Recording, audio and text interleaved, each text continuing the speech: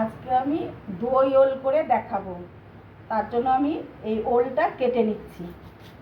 এই যে ওল কচুটা কীভাবে কাটবো আপনারা দেখুন, সাথে থাকুন।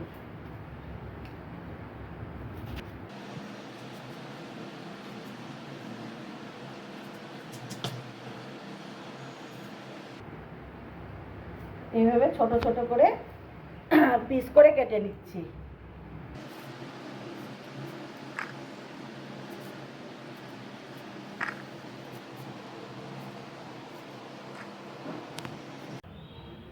ওলগুলো যে কেটে রেখেছিলাম সেগুলোকে আমি ভালো করে ধুয়ে নিয়েছি। এবারে ওলটাকে আমি হলুদ দিয়ে মাখিয়ে রাখবো।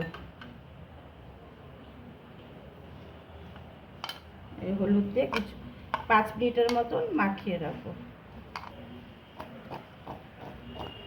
এটাকে ওলটার জন্য আমি একটা ভাজা মশলা তৈরি করব।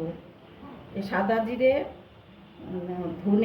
ধনে, পোস্ত, গোলমরিচ, এলাচ আর দারচিনি আর এই লবঙ্গ, এটা দিয়ে একটা ভেজে গুঁড়ো মশলা তৈরি করে নেব।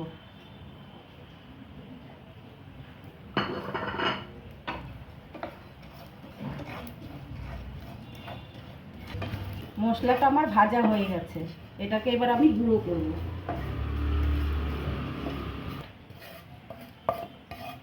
মিক্সিতে দিয়ে এই ভাজা মশলাটা আমি মিক্সির মধ্যে গুঁড়ো করে নেব।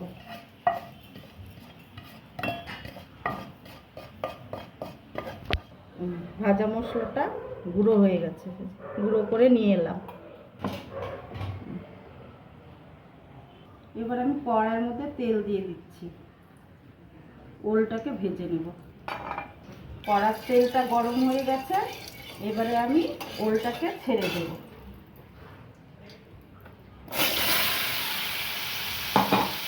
ওলটাকে ভেজে নামিয়ে রাখবো। কচুগুলো এবার আমি নামিয়ে নিচ্ছি। কচুগুলোকে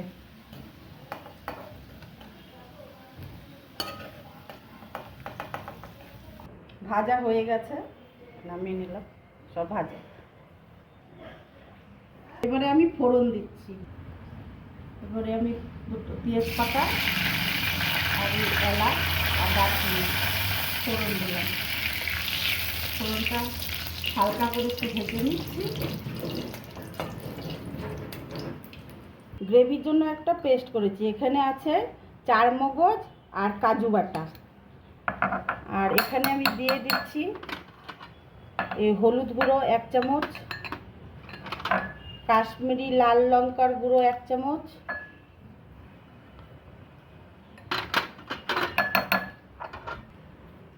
এই আদা বাটা 1 চামচ,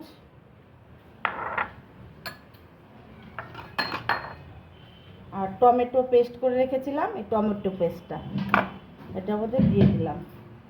দিয়ে একটু জল দিয়ে এটাকে একটু ঘুটে নেব।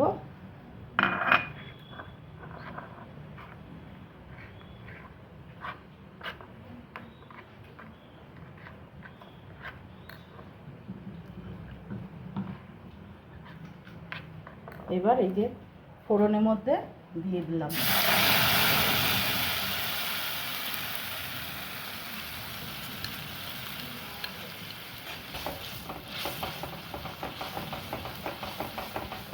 ফুটে গেলে এই গ্রেভিটা একটু ফুটে উঠলে আমি কচুটা দিয়ে দেবো এর মধ্যে।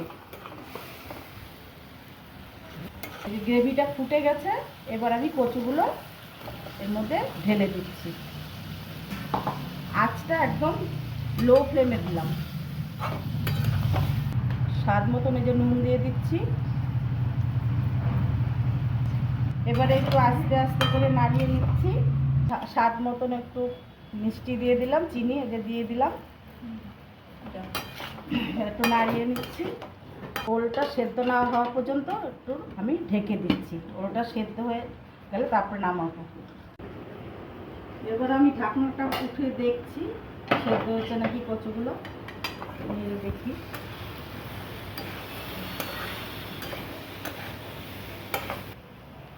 কচুগুলো সেদ্ধ হয়ে গেছে। এবারে আমি এটার মধ্যে এই 1 চামচ কাঁচা লঙ্কা বাটা দিয়ে দিচ্ছি। কাঁচা লঙ্কা বাটাটা দিয়ে একবার নেড়ে নেব।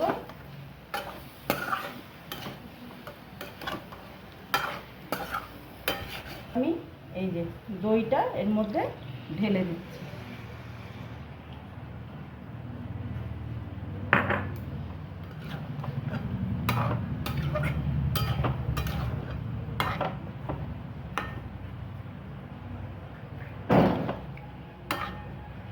পাত্রে আর একটু জল দিয়ে এর মধ্যে দিয়ে দিলাম।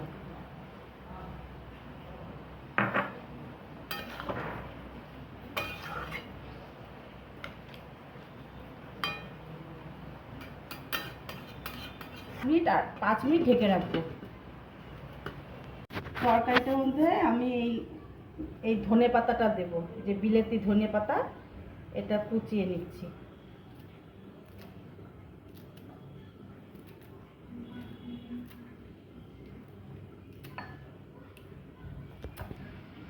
এবার 5 মিনিট হয়ে গেছে, আমি ঢাকনাটা উঠাচ্ছি।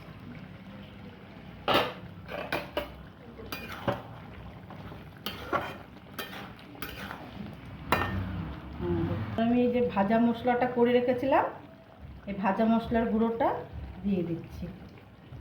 এর মধ্যে ঘি দিয়ে দিলাম।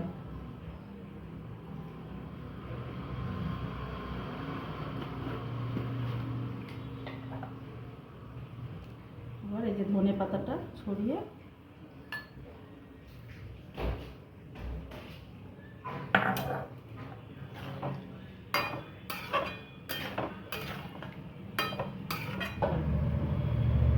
গ্যাসটা অফ ঢেকে রাখলাম, পরে নামাবো 5 মিনিট পরে।